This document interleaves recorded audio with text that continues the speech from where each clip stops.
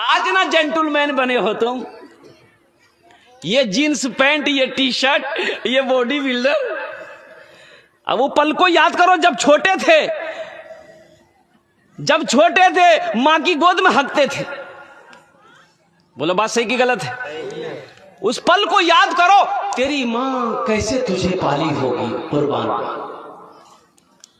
कुर्बान। मां को कभी नफरत नहीं हुई औलाद से, पखाना कर दिया, पेशाब कर दिया, मां अपने हाथों से साफ करती थी। माँ बाप की मोहब्बत क्या है उनसे पूछो, जिनकी मां नहीं है, जिसका बाप नहीं, उनसे पूछो ना, बता दे।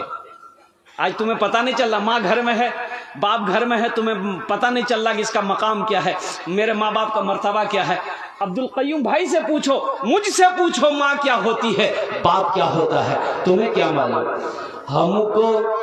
हमको अपने माता पिता पे आज बड़ा अभिमान है जिनके सर पे माँ की ममता, जग में बड़ा इंसान है, जग में बड़ा इंसान है। जो माँ की ममता ना समझे वो कितना नादान है, वो कितना नादान है।